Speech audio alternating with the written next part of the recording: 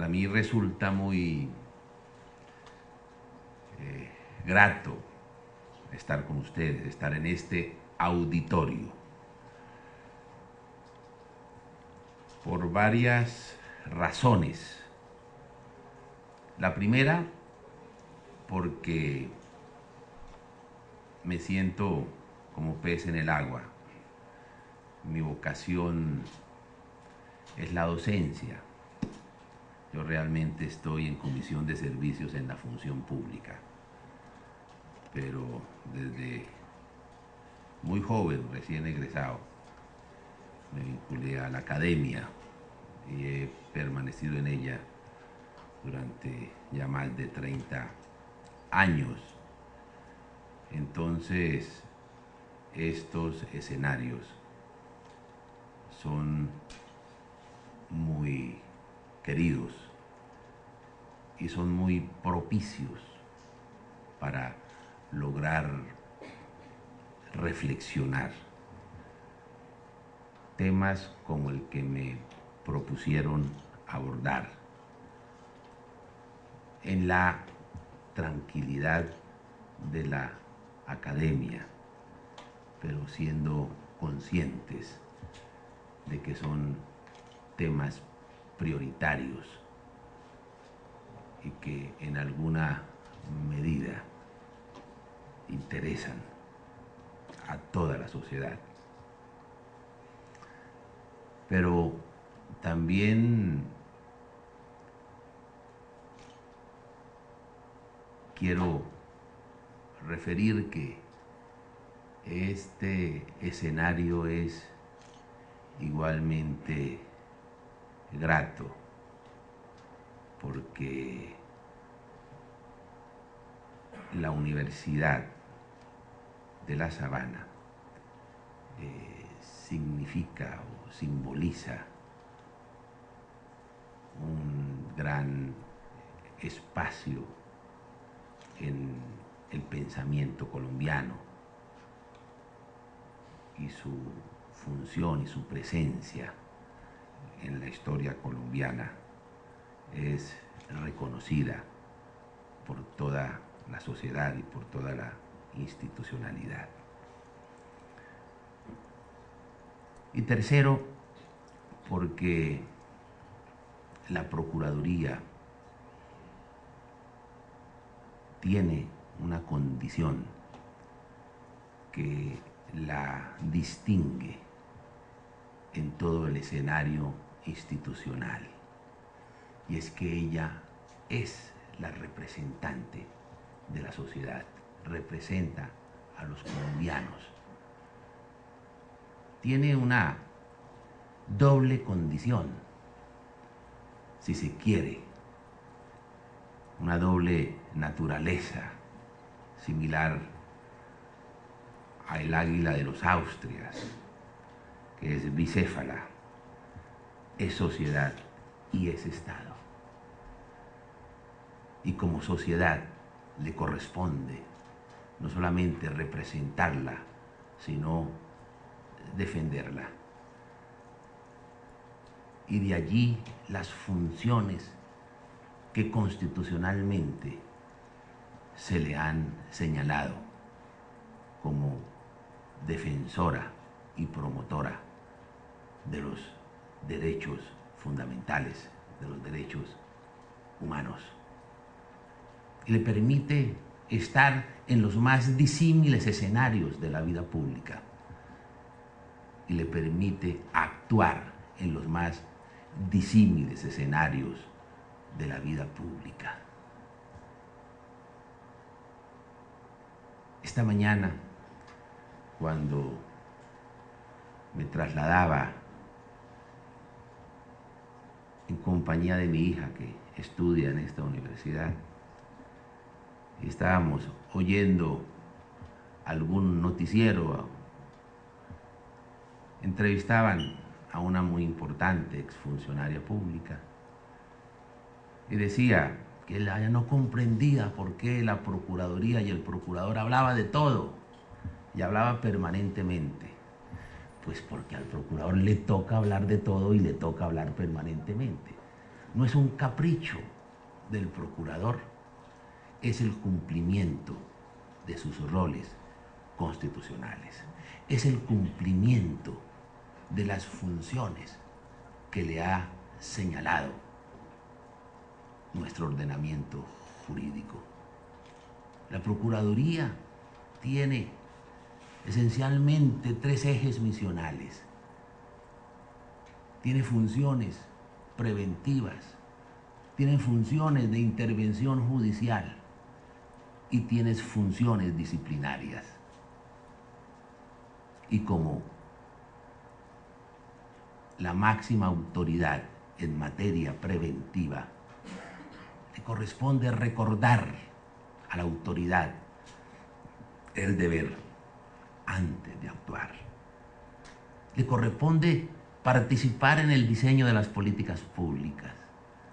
Le corresponde ejercer la evaluación y la vigilancia de esas políticas públicas. Le corresponde ser una especie de prefecto de disciplina de más de 2 millones de funcionarios públicos. Le corresponde intervenir judicialmente en defensa de las garantías ciudadanas del debido proceso y del derecho a la defensa. Todo en orden a promover, a proteger los derechos humanos, el ordenamiento jurídico, las decisiones judiciales, los actos administrativos.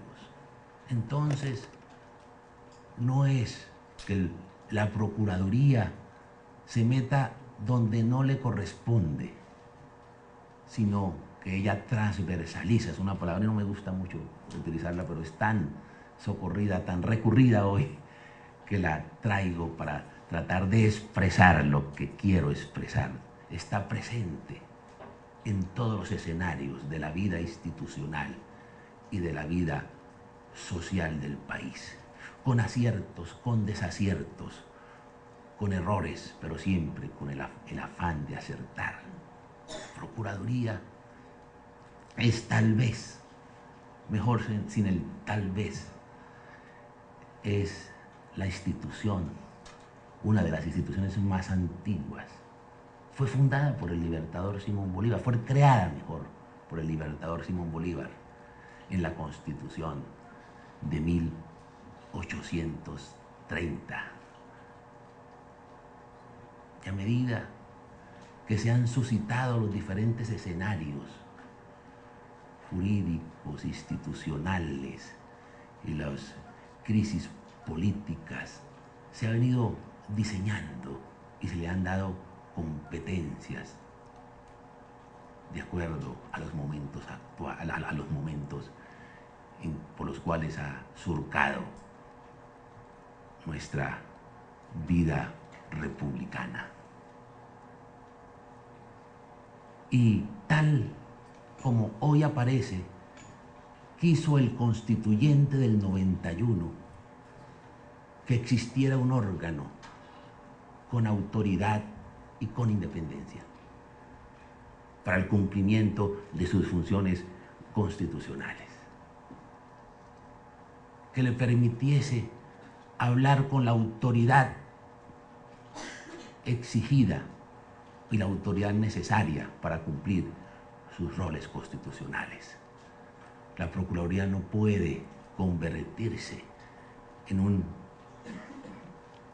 instrumento ni que obstaculice el ejercicio de las funciones públicas de los diferentes órganos, pero tampoco convertirse en una especie de apéndice, de testigo mudo, porque sus roles constitucionales le exigen actuar en orden a la protección de la sociedad, a la defensa de la sociedad, a la defensa de las garantías ciudadanas. Por esa razón, ninguna de las actuaciones que me ha tocado y las decisiones que me ha tocado tomar en el ejercicio de cualquiera de los tres ejes misionales que les referí inicialmente, ha sido como producto, mejor como consecuencia de las convicciones o del capricho del procurador, sino en estricto cumplimiento de sus roles constitucionales.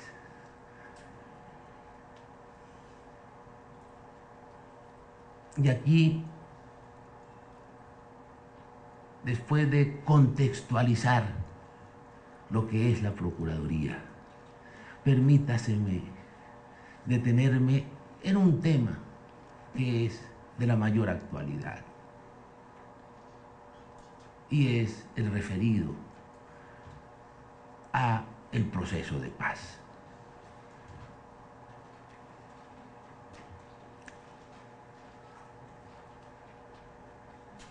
Debo hacer una inicial aclaración que no me canso de hacerla, que no me cansaré de repetirla, que seré terco en ello, ahora y a deshora, a tiempo y a destiempo, con prudencia y con imprudencia.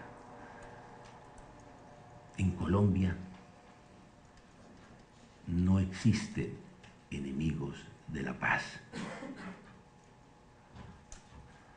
salvo quienes han estado alzados en armas contra la sociedad y contra el ordenamiento jurídico, y quienes son responsables de crímenes de guerra, de delitos de lesa humanidad, de genocidios y de graves violaciones a los derechos humanos. Pero no se puede hablar de enemigos de la paz. Es tanto como hablar de enemigos de la salud. Es indudable que no hay colombiano, que no hay familia que no haya sufrido en alguna medida los rigores de la violencia, ya sea ofrendando su sangre, ya sea ofrendando su libertad, ya sea ofrendando sus bienes. Por eso, todos los colombianos queremos la paz. Todos los colombianos estamos comprometidos con ese propósito. Todos los colombianos la queremos, la anhelamos. Queremos no solamente saldar las heridas, sino entregarle una sociedad a nuestros hijos para que puedan vivir en paz y en tranquilidad. Entonces, nadie, por alta dignidad que tenga, puede estigmatizar a ningún colombiano como enemigo de la paz. Para llegar a ella, para transitar de la guerra a la paz, se han requerido modernamente, se han diseñado instrumentos jurídicos para lograr consolidarla, para lograr concretarla. Eso se ha conocido como la justicia transicional, que en últimas son escenarios atractivos para quienes, estando en armas, tengan algún interés en deponer las armas, en entregar las armas para reinsertarse a la civilidad. Y en Colombia esos instrumentos han existido desde el año 97, con la ley 418, y sucesivamente se han venido expidiendo instrumentos legales y constitucionales como el último para ello, en el cual se diseña las formas para crear ese atractivo y para que logren deponer las armas con verdad, con justicia y con reparación. Incluso creando las posibilidades de que haya amplias amnistías e indultos para aquellos que no sean responsables de delitos de lesa humanidad, de crímenes de guerra y de genocidios. Los soldados, o los guerrilleros rasos, las personas que hayan empuñado las armas y que no sean responsables de esta clase de delitos, se han beneficiado de amnistías y de indultos. Como aconteció con la Ley de Justicia y Paz, lo recordamos todos, incluso ustedes que jóvenes son, pero en el año 2005 se diseñó esa figura jurídica para lograr que los paramilitares, para lograr concretar un proceso de paz con los paramilitares,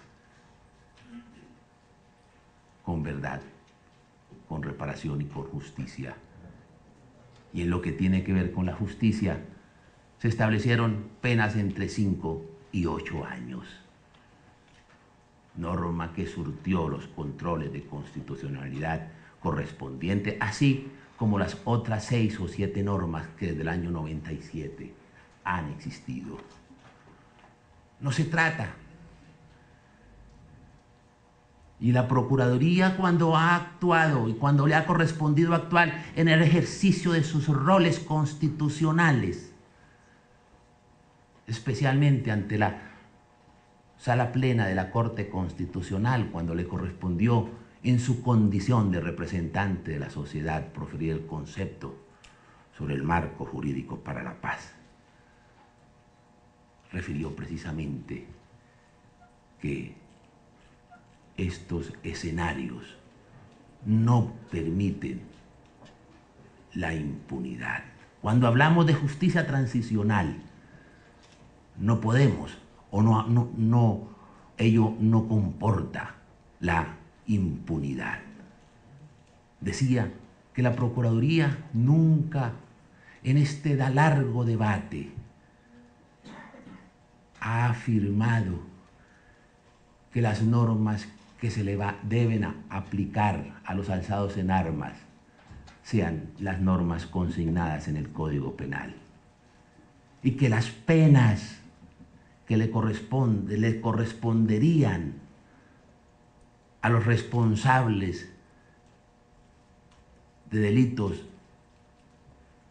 como desapariciones forzadas, desplazamientos forzados, homicidios en personas protegidas, en fin, fuese del orden de los 40 o 50 años como están establecidos en el Código Penal. No, lo que ha dicho es que se debe aplicar la justicia transicional, pero que la justicia transicional tiene límites, pero que la justicia transicional no permite la impunidad, como algunos la pretenden, como otros la quieren. Desde luego que en el derecho interno, que en nuestro Estado, esa discusión ha sido saldada, ha sido cancelada a partir de la decisión de la Corte Constitucional.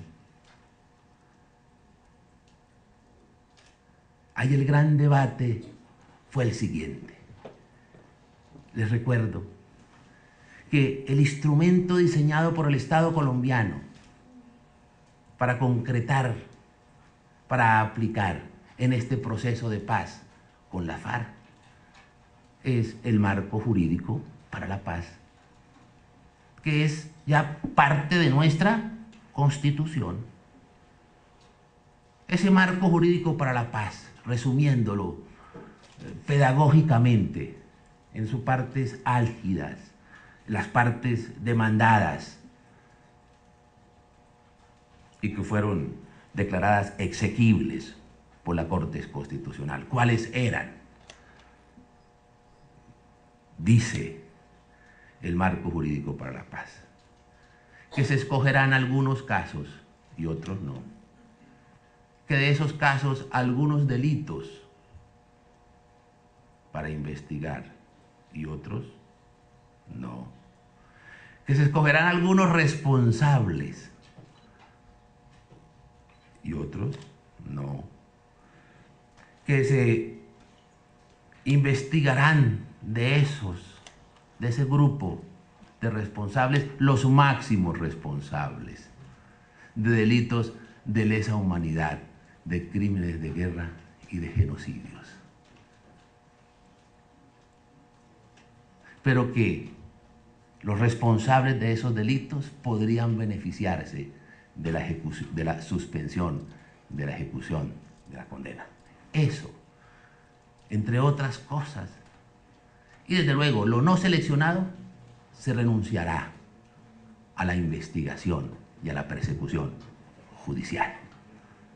Eso es lo que dice el marco jurídico para la paz. Allá la Procuraduría intervino, y no me voy a detener en los argumentos que expusimos de una manera sucinta, los refiero. Dijo la Procuraduría que esa norma constitucional desconocía las obligaciones que internacionalmente Colombia ha asumido, sobre todo con el Tratado de Roma, con las convenciones de Ginebra y con otra serie de convenios internacionales.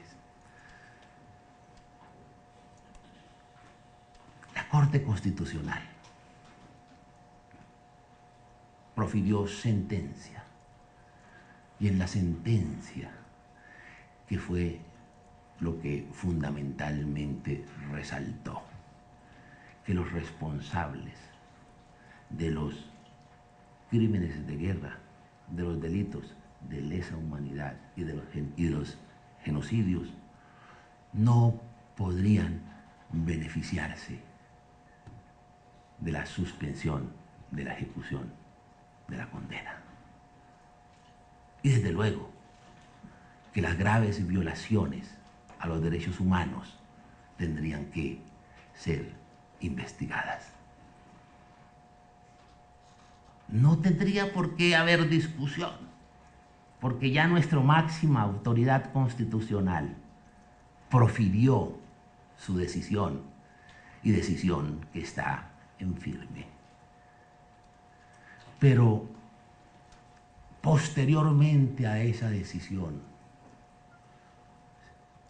se han venido suscitando diversas explicaciones, o se han venido asumiendo diversas interpretaciones que vendrían a tratar de plasmar verdaderas amnistías y verdaderos indultos. Se está diciendo por incluso autoridades judiciales que no necesariamente cuando se habla de condenas ello implica la pérdida de la libertad. Es decir, que cuando se habla de condenas no necesariamente habrá cárcel. Con esa lógica, tendremos que los máximos responsables de los delitos de lesa humanidad de los crímenes de guerra y de genocidios no pagarán un solo día de cárcel.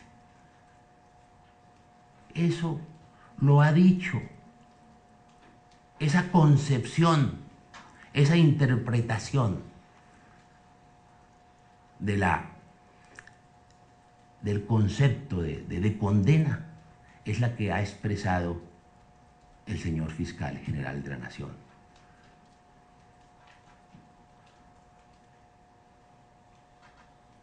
Y eso, en últimas, son amnistías y son indultos. Y eso es impunidad. Y no puede pretenderse que exista una, dijéramos, contradicción o un obstáculo entre la justicia y la paz. La justicia no es un obstáculo para la paz, pero no puede pensarse que se pueda concretar una paz sacrificando a las víctimas. No puede diseñarse unos instrumentos donde las víctimas, donde el derecho a las víctimas a conocer la verdad, a que sean reparadas y a que sus victimarios sean condenados, así sea dentro del marco de la justicia transicional. Esa es la más grave preocupación que me asiste como representante de la sociedad. Y cuando yo digo esto, lo digo en ejercicio de esos roles y de esas funciones constitucionales. Pretender una paz con esas dosis de impunidad es diseñar una paz que no es sostenible. Diseñar una paz que origina unas graves frustraciones y que es el origen de escenarios de violencia que nosotros en nuestra historia hemos vivido con caracteres de dramatismo. Nosotros no podemos tener mala memoria y la institucionalidad no puede desconocer esos episodios históricos. ¿Recuerdan acaso que en el proceso de paz del año 86, que hubo amnistías, que hubo indultos, que los victimarios no solamente fueron perdonados, sino que fueron premiados, que diseñaron las políticas públicas, que formaron un partido político y que fueron sacrificadas las víctimas? Las consecuencias de ello, el país no las puede volver a sufrir. Los particulares se tomaron la justicia por sus propias manos y causaron los estragos que todos conocemos y que todos repudiamos. Pero ello fue la consecuencia de haber pretendido una paz sin justicia, de haber diseñado una paz con impunidad. Y en la hora de ahora, ni interna ni externamente, el ordenamiento jurídico permite que los victimarios les sea perdonada las conductas y las responsabilidades que tienen respecto a los delitos de lesa humanidad, los crímenes de guerra y los genocidios. Claro, justicia transicional. Estamos de acuerdo en las reducciones sustanciales de las penas, que no sean las penas que establece el Código Penal, que sean penas adecuadas, que sean penas, si se quiere, atractivas, pero jamás la impunidad. Desde el principio de este proceso, yo he hecho una pregunta, y una pregunta a quienes sostienen que la justicia no implica, las condenas no implican la pérdida de la libertad. La pregunta, ¿cuál es? Los máximos responsables de los genocidios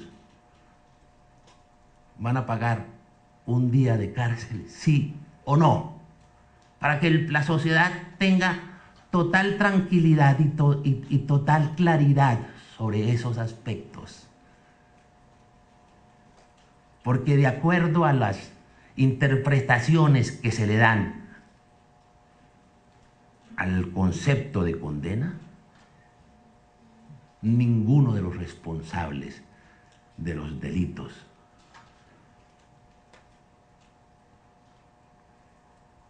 internacionales, como se les conoce, genocidios, crímenes de guerra y delitos de lesa humanidad, van a pagar un día de cárcel. Y ello no lo admite ni lo permite ni las víctimas, ni la conciencia nacional, ni la historia, ni las autoridades internacionales. Y en ello yo no me voy a cansar de hacer lo que estoy haciendo en ejercicio de mis roles constitucionales, porque me corresponde advertir los riesgos que la sociedad está corriendo si se llega, como algunos pretenden, a la absoluta y total impunidad. Dicen con harta frecuencia que este no es un proceso de sometimiento de los alzados en armas al ordenamiento jurídico, que se olviden de ello, pero lo que están obteniendo es el sometimiento de la sociedad a la impunidad, si se llega a estos escenarios que estoy señalando. Vuelvo y repito, a riesgo de ser reiterativo, pero es la mejor manera de hacer pedagogía, y a mí me corresponde en ello hacer pedagogía social. No estamos hablando de las penas clásicas, tradicionales, las que establece el Código Penal. Estamos hablando de justicia transicional, y la justicia transicional no es impunidad. Estamos hablando de reducción sustancial de la pena, de la misma forma que se hizo con los jefes paramilitares. Pero aquí lo que se están planteando y lo que se está pretendiendo y lo que se está aspirando y lo que se le está exigiendo al Estado colombiano es eso: no nos digamos mentiras, no le digamos mentiras a la sociedad. Yo tengo las competencias y la responsabilidad histórica de develar lo que no quieren decir, y por eso se inventan artilugios, y esos artilugios es señalar que no,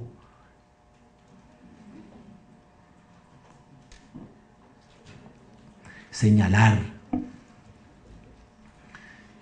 que no, que las condenas no implican la pérdida de la libertad. Pero hay incluso argumentos muy recientes. No obstante que la discusión jurídica ya finalizó, ya terminó con la decisión de la Corte, pero esos esfuerzos se siguen haciendo en los escenarios internacionales y en las interpretaciones que se le están dando en el concierto nacional.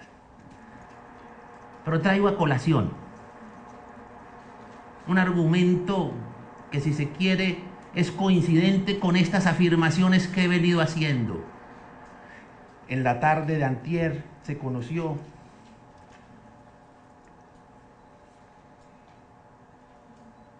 algunos, dijéramos, algún comunicado de prensa de La Habana, en las cuales se hablaba de unos acuerdos sobre la participación política.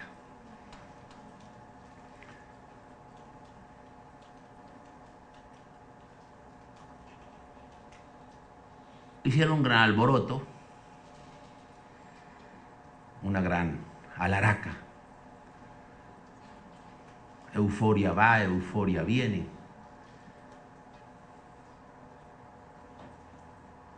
Y yo me puse con alguna tranquilidad, en la paz hogareña, a analizar el documento y con algunos de los funcionarios de la Procuraduría a estudiar las implicaciones. La mayoría de ellos, pues es una sumatoria de lugares comunes.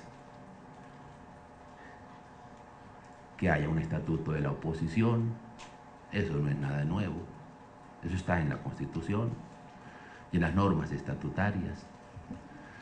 Que la oposición tenga garantías, eso no es nada nuevo. Que tengan acceso a los medios de comunicación, cuando no ha existido, para las personas que intervienen en la vida pública. Que exista más democracia participativa, eso hace parte de nuestra Constitución. Que existan modificaciones institucionales, no sabemos de qué se trata, no sabemos cuáles son las instituciones que deben practicarse una reingeniería. Pero, y desde luego, ahí hay competencias, todo lo que está planteado son competencias del órgano legislativo, del Congreso de la República, ya sea en su función legislativa o en su función constituyente. Pero hay algunos aspectos en los cuales sí vale la pena detenerme y que hacen relación con lo que estoy sosteniendo en el transcurso de esta intervención.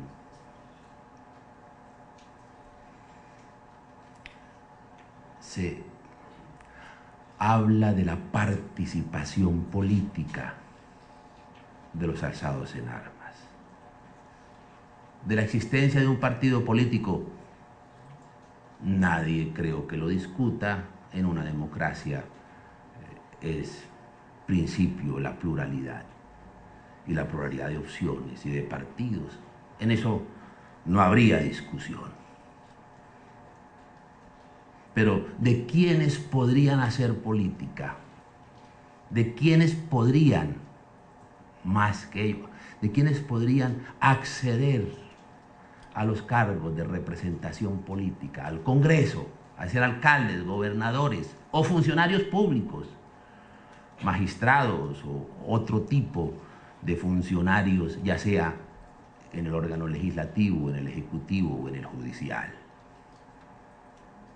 Incluso, si mal no recuerdo, o leía que algunos funcionarios decían que los miembros de las FARC y del secretariado de la FARC no tenían condenas de delitos de lesa humanidad y que por lo tanto podrían acceder a cargos de representación política. Pues bien, analicemos en esta parte final de la intervención ese tema. La Constitución política señala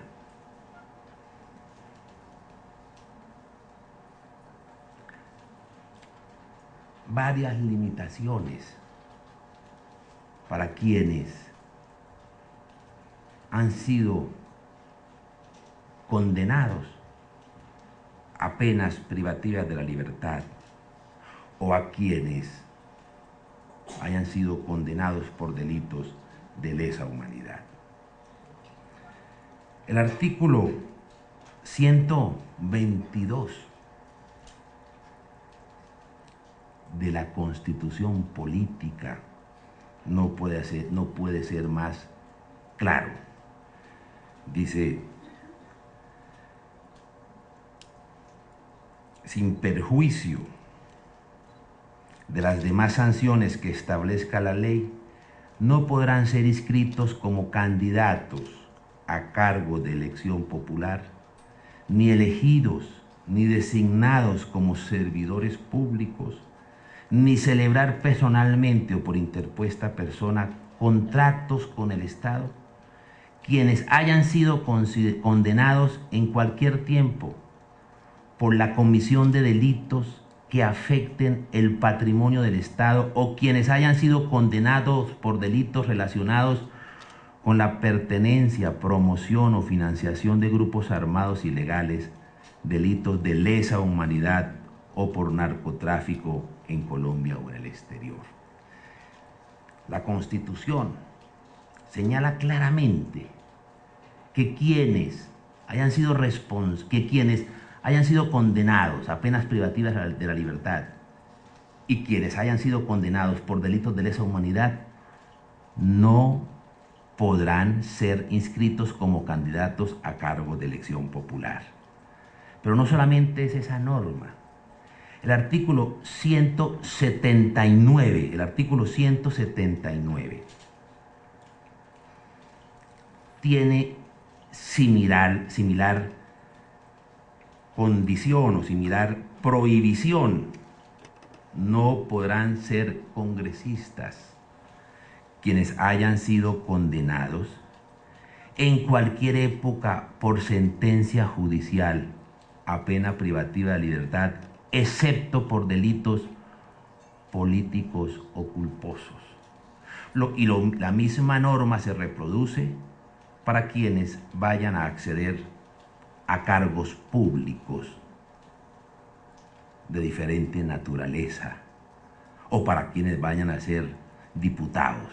Pero esa son las normas constitucionales. Hay 3 normas constitucionales absolutamente claras sobre el tema. Me podrían decir, pero bueno, esto es un tema político y si se toma una decisión, pues menester es cambiar la Constitución. Entonces, primer aspecto que es claro, se tendría que variar la Constitución, cambiar la Constitución. Pero ya en el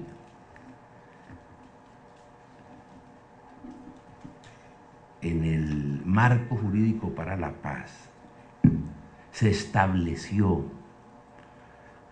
algo en ese sentido. Y se dice, una ley estatutaria, es el artículo 67, dice, una ley estatutaria regulará cuáles serán los delitos considerados conexos al delito político para efectos de la posibilidad de participar en política. No podrán ser considerados conexos al delito político los delitos que adquieran la connotación de crímenes de lesa humanidad y genocidio cometidos de manera sistemática, y en consecuencia no podrán participar en política ni ser elegidos quienes hayan sido condenados y seleccionados por estos delitos.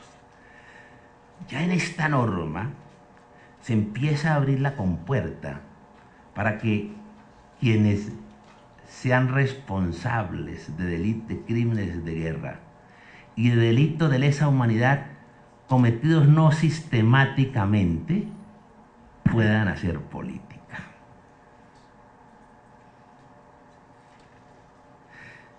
De acuerdo al tenor de la norma,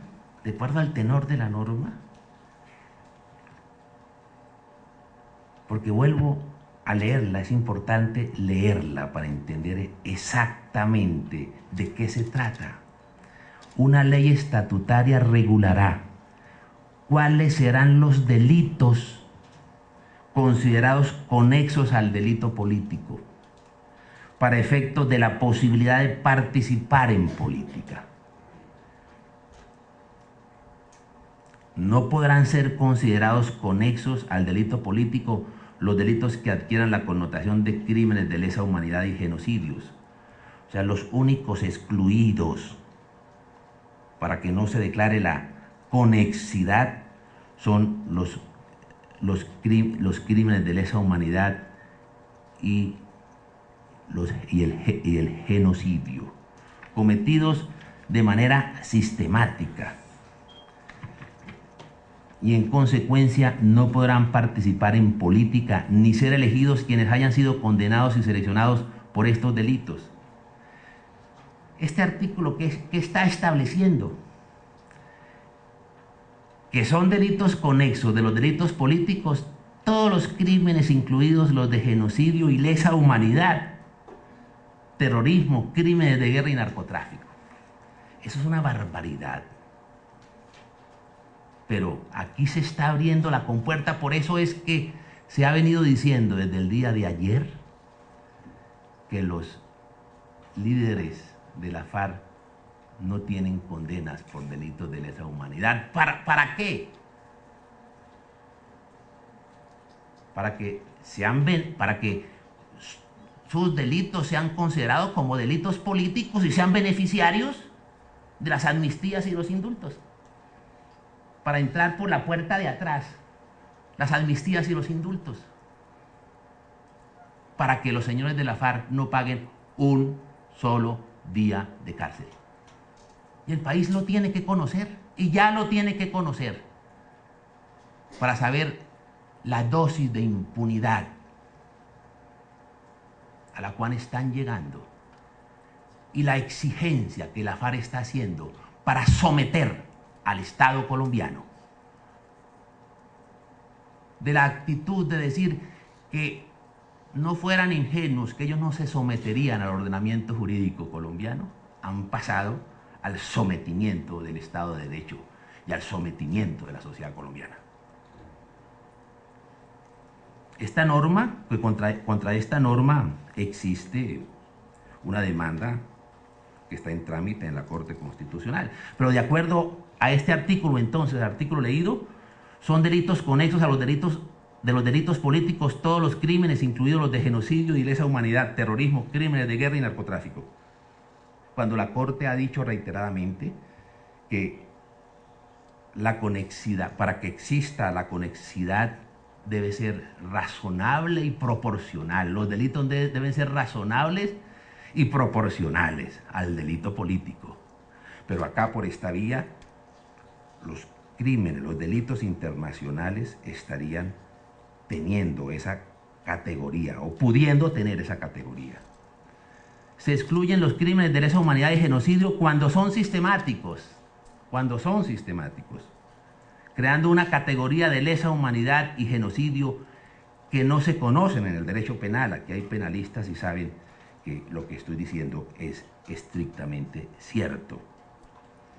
Todos los crímenes, incluidos los de genocidio y lesa humanidad, terrorismo, crímenes de guerra y narcotráfico, podrán ser entonces, por esta vía, amnistiados e indultados. Vuelvo y repito, a riesgo de ser reiterativo, no pagarán un día de cárcel. Y cuando dicen en los escenarios internacionales que habrá paz con justicia, claro, lo que están diciendo es que habrá condenas, sí, pero que las condenas no implicarán la pérdida de la libertad. Y eso no es justicia transicional, eso es una caricatura de la justicia transicional. Eso fue lo que les dijo la fiscal de la Corte Penal Internacional. Si no quieren, si consideran que las críticas que le hace el procurador son críticas que tienen otra motivación, pues perfecto. Tápense los oídos y acudan a la fiscal de la Corte Penal Internacional, que claramente les refirió lo que les estoy refiriendo. Y es una posición estrictamente jurídica. Basta con la lectura detenida de este artículo para entender cuáles son sus implicaciones. Y otra consecuencia de ese artículo: todos los criminales de guerra, lesa humanidad, genocidio, terrorismo y narcotráfico, entre otras, podrán participar en política, claro,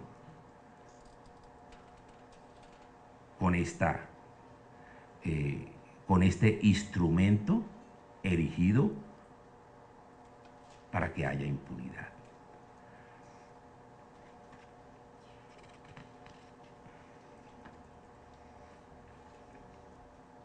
Pero yo no quiero ser, perdóname, un documento que me parece hoy de la más trascendental importancia. Aquí está. Creí que se me había quedado y estaba sufriendo porque es de mucha importancia. Es el informe de la Corte Penal Internacional. Este informe no lo hicieron en la Procuraduría. Fue la Corte Penal Internacional, informe, si mal no recuerdo, del mes de diciembre del 2012. Sumamente reciente. Aquí se ha dicho que los representantes de la FARC no tienen condenas por delitos de lesa humanidad. Se ha dicho reiteradamente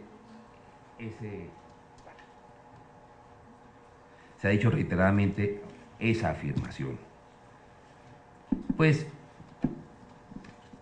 permítaseme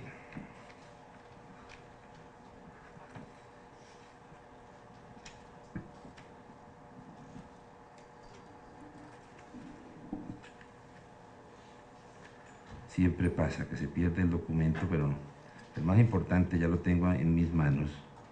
Este es.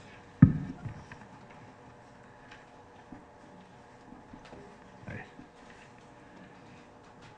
Permítaseme leer a la Corte Penal Internacional, informe elaborada por la Fiscalía de la Corte Penal Internacional. Primero, recuerda el concepto de delito de lesa humanidad. Saludo a mi hija, que es alumna de esta universidad. Le da mucha pena que la salude, pero no importa. Estudia psicología infantil. Crímenes de lesa humanidad. Dice la Corte: cuando el acto se comete como parte de un ataque generalizado o sistemático contra una población civil y con conocimiento de dicho ataque, es decir, que el ataque debe ser parte de una línea de conducta que comporte la comisión múltiple de actos dirigidos contra la población civil y no contra personas determinadas al azar, debe ser un ataque generalizado o sistemático, no actos de violencia aleatorios o aislados, y llevado a cabo por una política de Estado o para promover esa política o por organizaciones delictivas. Y dice este interesante informe: se han iniciado investigaciones y se han proferido sentencias contra líderes de la FARC y del ELN, altos mandos paramilitares, oficiales del ejército y políticos vinculados con grupos armados a través de la justicia penal ordinaria y ley 975 del 2005, justicia transicional. El examen preliminar y la interacción entre la Fiscalía y el gobierno colombiano se ha centrado en evaluar si se ha dado prioridad a las acciones judiciales contra los que parecen ser los máximos responsables de los crímenes más graves de competencia de la Corte y si estas acciones son genuinas. En Colombia, vuelvo y repito, Esto es el documento de la Fiscalía de la Corte Penal Internacional. En Colombia, hasta ahora, 218 miembros de las FARC y 28 del ELN condenados por conducta de competencia de la Corte Penal Internacional, es decir, delitos de lesa humanidad, genocidios y crímenes de guerra. Y varios líderes superiores, incluidos el comandante en jefe y su segundo de la FARC y del ELN, han sido condenados. 8 del secretariado, 4 miembros del Comando Central ELN, todos estos en ausencia, además de todos los miembros desmovilizados sujetos de acciones judiciales en el marco del proceso de justicia y paz. Y después sigue una serie de datos estadísticos. Habla del desplazamiento forzado. Del 2005 al 2010. Las FARC fueron presuntamente responsables de aproximadamente un 32.2% del desplazamiento forzado registrados y de un 31% de los no registrados de desplazamiento forzado. El 2008, el Estado atribuyó responsabilidad a la FARC por 35 incidentes en donde se desplazaron 12.922 personas. Encarcelamiento u otra privación grave de la libertad física, secuestro, torturas, violaciones y otras formas de violencia sexual, esclavitud sexual y prostitución forzada. Y continúa una larga lista de delitos. Entonces, me remito no a ningún informe elaborado por la Procuraduría Delegada para intervención en materia penal, no, a un informe internacional de la autoridad que en materia penal tiene más relevancia y más trascendencia y más importancia, donde dice que sí, que 8 de los integrantes del secretariado tienen condenas. Claro, se está insinuando que no las tienen o está afirmando que no las tienen para adecuarse al artículo que acabé de leer del marco jurídico para la paz. Porque, de acuerdo a ese artículo, la única restricción sería los delitos de lesa humanidad cometidos sistemáticamente. Por eso se dice que no tienen esas condenas para que sean beneficiarios de las amnistías y los indultos, porque los crímenes de guerra, de acuerdo a esa norma, podrían tener la naturaleza de delitos conexos y podrán beneficiarse de amnistías y de indultos. Luego X igual a Y. Eso es elemental, mi querido Watson, que es así. Que es así. Y al país hay que hablarle así. ¿Y será que el representante de la sociedad no puede hablarles así? De ahí la importancia, por eso resalté en el comienzo de mi intervención que por querer de nuestro constituyente, el procurador debe tener autoridad e independencia.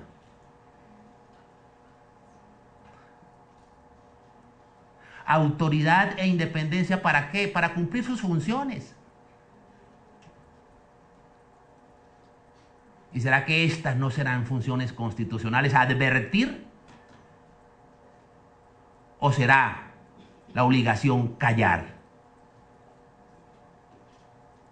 Yo no acostumbro a hacer perjuro. Juré ante Dios y ante la patria cuando me posesioné cumplir mis funciones. Y a fe que las estoy cumpliendo y las voy a seguir cumpliendo. Y en la medida que deba hablar con la absoluta claridad y con los sólidos argumentos jurídicos que respaldan estas afirmaciones, sería una incoherencia no hacerlo. Seguramente ahora dirán que no. Simplemente digo, espérense. Es cuestión de tiempo. Tendrán que decirlo. Tendrán que ponerlo en evidencia. Y la evidencia va a ser eso.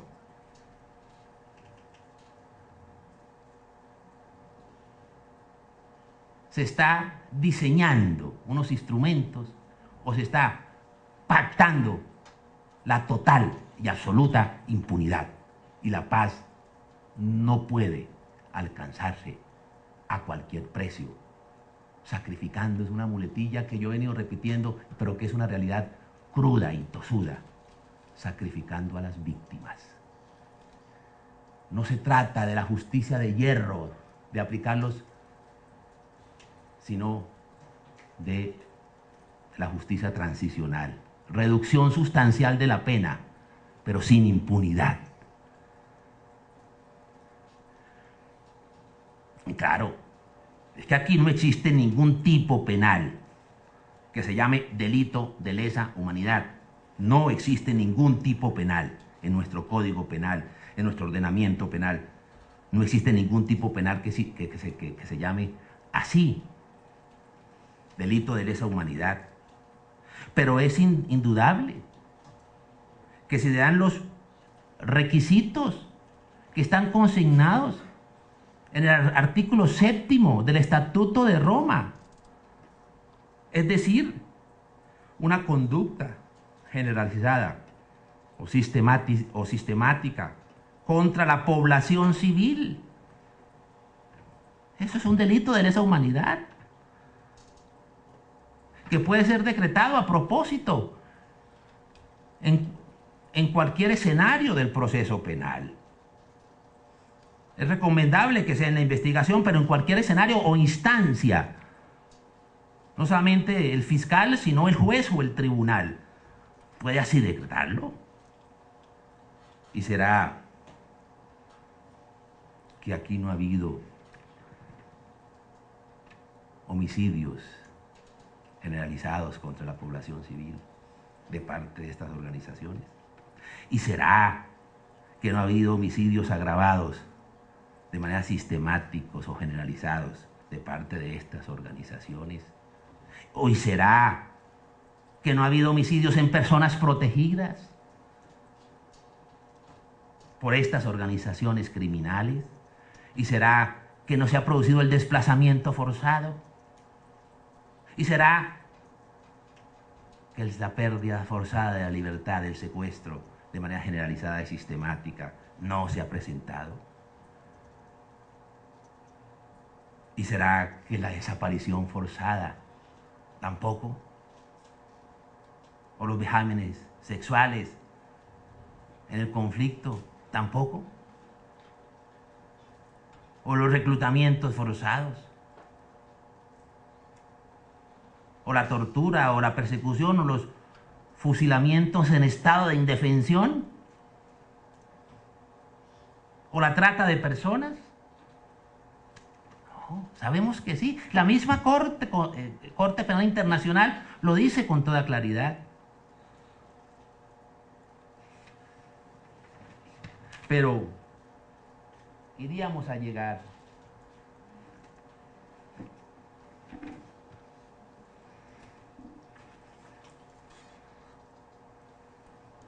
a hechos tan curiosos como estos, que hechos como la toma de Miraflores, como las masacres de Doncello, eso es simplemente algo que recordaba esta mañana, pero hay centenares. Que hechos como la toma de Miraflores, como la masacre de Doncello, como el secuestro de los diputados del Valle, como las cientos de masacres cometidas, como las torturas, como los desplazamientos, como las masacres, no tengan esa naturaleza. Pero contrastes como que entonces, pero sí la toma del Palacio de Justicia, o las masacres, o los falsos positivos, o los hechos de Mapiripán, eso sí. Incluso la condena al coronel Plazas Vega, esas sí serían delitos de lesa humanidad. Y todos estos cientos no serían delitos de lesa humanidad, con el propósito de que puedan, no solamente, estaríamos ante ellos, no solamente ser perdonados con amnistías o indultos, sino premiados, diseñando nuestra institucionalidad porque serían beneficiarios de amnistías y de indultos. La realidad es cruda y es dura, pero es esa. No es lo que yo quiero, sino lo que es. Estas eran ya, me he extendido en demasía, pero estas eran las reflexiones un poco desordenadas que quería hacerles en esta actitud de pedagogía como advertidor constitucional, como garante de garantías, como defensor de la sociedad. Debemos conocer y saber las realidades jurídicas a los cuales estamos siendo abocados, pero tengan la certeza, parodiando a alguno de nuestros conocidos repúblicos, que hay luz en la poterna y guardián en la heredad. Muchas gracias.